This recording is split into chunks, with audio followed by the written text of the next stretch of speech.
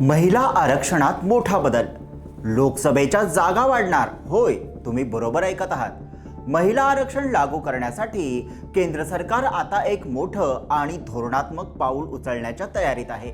लोकसभेच्या जागा वाढवण्याचा केंद्र सरकारचा विचार आहे आणि 2011च्या जनगणनेच्या आधारे महिला आरक्षणासोबतच लोकसभेच्या जागा वाढणार आहेत. नमस्कार, मी विहंग ठाकूर. महिला आरक्षणाबाबतचा केंद्र सरकारचा हा संपूर्ण प्लॅन काय आहे आणि यामुळे राजकारणामध्ये काय बदल होणार, चला सोप्या भाषेत समजून घेऊया. केंद्र सरकारकडून संकेत मिळतोय की 2029च्या निवडणुकांपूर्वी महिलांसाठी 33% आरक्षण लागू केलं जाईल आणि लोकसभेच्या एकूण जागांची संख्या वाढवली जाऊ शकते. हा प्रस्ताव काय आहे तर लोकसभेच्या जागा वाढवून त्या 816 पर्यंत नेण्याचा विचार आहे. यापैकी 273 जागा महिलांसाठी राखीव असतील. महाराष्ट्रातील लोकसभेच्या जागा 48 वरून 72 होण्याची शक्यता आहे.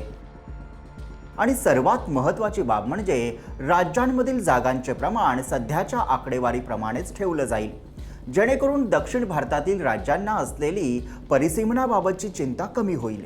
आता प्रश्न निर्माण होतो, सरकार 2011च्या जनगणनेच्या आधारेच हा निर्णय का घेतोय? कारण जर हे विद्यमान परिसीमन प्रक्रियेशी जोडले तर त्याची अंमलबजावणी होण्यासाठी बराच वेळ लागू शकतो. म्हणूनच सरकार असा मार्ग शोधते ज्यामुळे महिला आरक्षण लवकर लागू करता येईल. सूत्रांच्या माहितीनुसार संसदेत झालेल्या बैठकीत अनेक विरोधी पक्ष जसे की तृणमूल काँग्रेस, DMK आणि समाजवादी पक्ष यांच्याशी चर्चा करण्यात आली आहे. तसेच केंद्रीय गृहमंत्र्यांनी सुचवले की लोकसभा आणि विधानसभांच्या जागा सुमारे 50% वाढवता येऊ शकतात. यामुळे महिला आरक्षण लागू करणे अधिक सोपं होईल. महिला आरक्षण कायद्यातील सर्वात मोठा अडथळा म्हणजे परिसीमन. कारण सध्याच्या कायद्यानुसार नवीन जनगणना आणि परिसीमन पूर्ण झाल्यानंतर आरक्षण लागू होऊ शकते.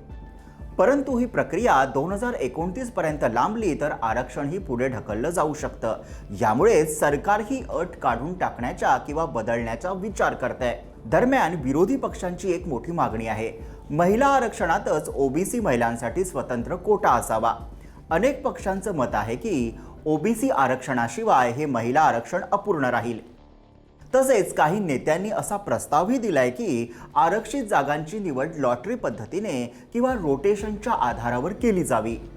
या मुद्द्यावर सरकार लवकरच संसदेत विशेष अधिवेशन बोलावू शकते आणि संविधानात दुरुस्ती करून महिला आरक्षणाला परिसीमन प्रक्रियेपासून वेगळं करण्याची शक्यता आहे.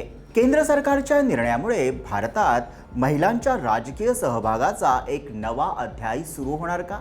हा निर्णय योग्य दिशेने टाकलेलं पाऊल आहे का की अजून सुधारणा आवश्यक आहे? तुमचं मत नक्की कमेंटमध्ये लिहा. व्हिडिओला लाईक करा, शेअर करा आणि आमच्या YouTube चॅनलला सबस्क्राईब करा. क्या बात.